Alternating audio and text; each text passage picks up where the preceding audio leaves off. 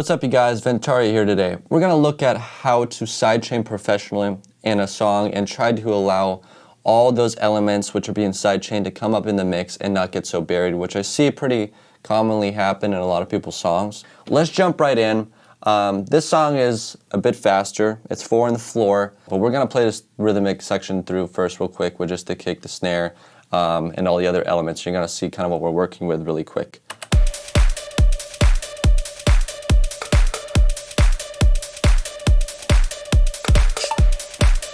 It's a really fast percussive section, like I was saying, 4 on the floor. And if we were to sidechain the kick and the snare to parts in the song, they're gonna get overly buried. Let's just jump right in with the sidechain and what we have set up for this song and how we're getting it to come through and not get so pushed back by that sidechain compression just going in like crazy. I'm gonna first play you this low end and we're gonna turn the sidechain off just so you can see what we're working with really quick.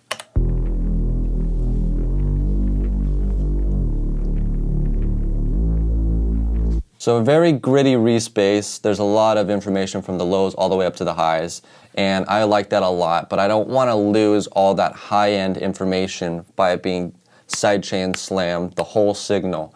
So we're gonna jump right into Pro MB on this, and we're gonna actually just use only low to low mid bands on this section, just to help us keep that high end intact, but we really want to make sure that the sub frequencies are being ducked with the kick to let that percussive kind of pumping effect come through. Also not overload all the low ends. Let's look at this. We're gonna play this through really quickly with the sidechain on. You're gonna hear it on and off.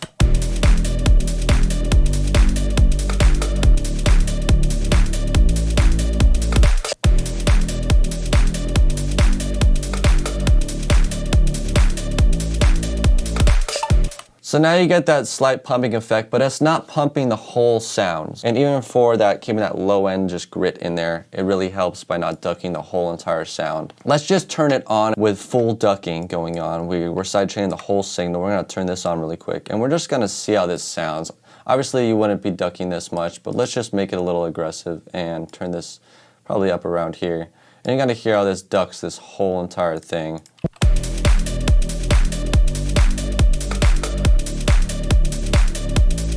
Right, and to me, especially in this genre, that's way too much ducking and it's just kind of killing the whole sound. To reduce the amount of issues with your sounds not cutting through, this is always one option to do this. And it'll help a lot, especially that low end. So if we look at the settings we have, obviously I have the threshold maxed out on, I believe both of these, actually nope. Low end's maxed out and this threshold, obviously you're gonna dial this in based off of what signal's coming through. But as you can tell, the low end, I'm not cranking the attack at 100%, so it's not getting slammed immediately when that signal comes through.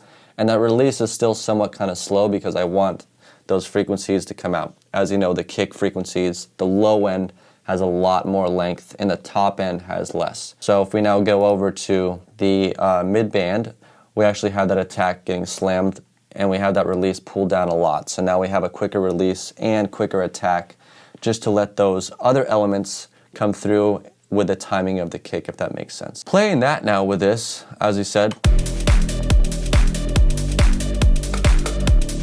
All right, a lot tighter. Now, if we add in these acoustics elements, as I call it, so synths and such, which we have playing, you're gonna notice that I actually have Pro C on it, and it is sidechaining the whole entire sound. And this is okay, this is not a problem, you can do this with some synths, but I'm not ducking it a lot. I'm ducking it just enough so we can get that kind of out the way of the kick a little bit to create that bounce. So let's just play it, just the synths on its own with this sidechain. You're gonna hear it ducking slightly.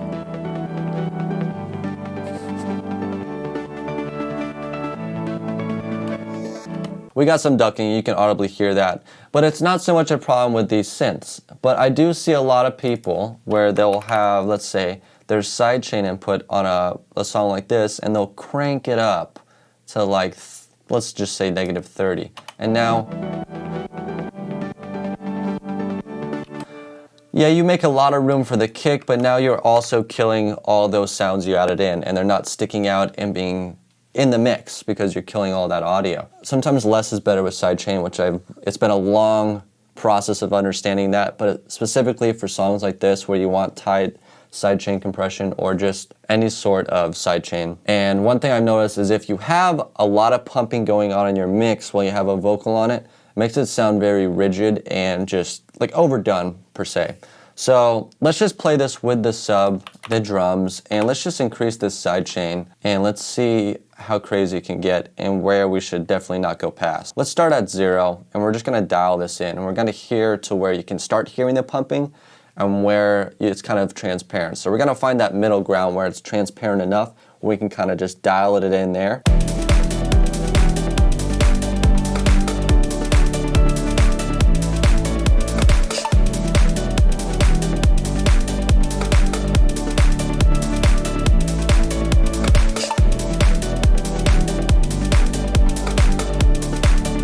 So personally, I wouldn't go anywhere past -10 to -20 as you just start hearing it way too much. So we're gonna go back to what we originally had though here at 10, -10, and we're gonna leave it at that. But there are other options you can do, which is obviously we can use Pro MB, my bad, and we can go back in, we can go to the sidechain, and let's go find our input here with our instruments.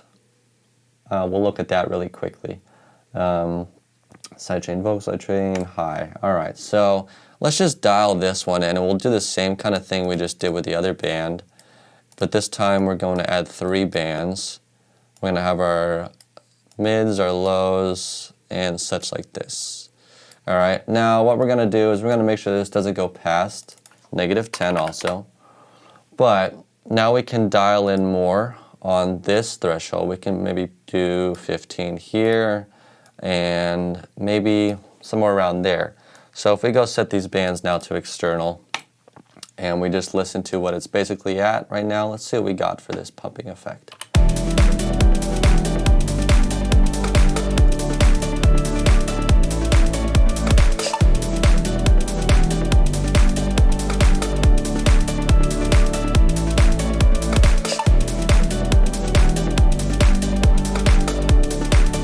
See, and this is not bad at all. So by using Pro C to this, I actually do tend to like Pro MB, especially for the verses and such, because it adds more control, whereas Pro C can just only sidechain the entire signal.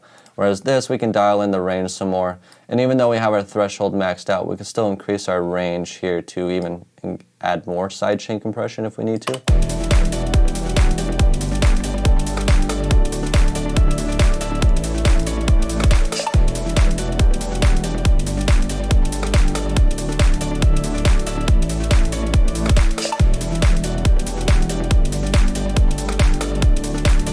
Now on this high band, I wouldn't even add this much for range. Think of it kind of as a linear line where the low end gets more sidechain, and as you go up in the frequency spectrum, you reduce some of that sidechain.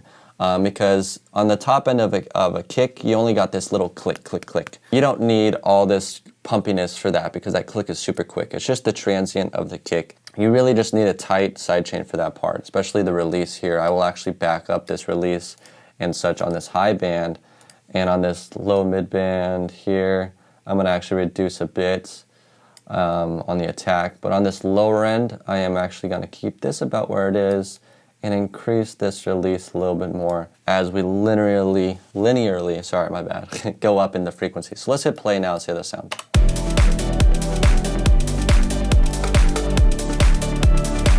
We're gonna back this range up a little bit. We're gonna go no more than where we're at, and then I'm gonna back this range up a little bit too here.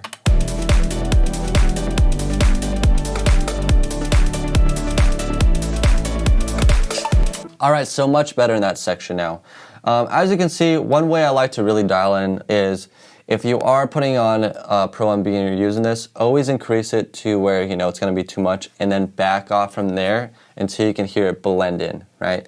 If you're going for that really ducky sound like Illenium or kind of anyone in that melodic bass genre, then obviously you can have a more aggressive duck.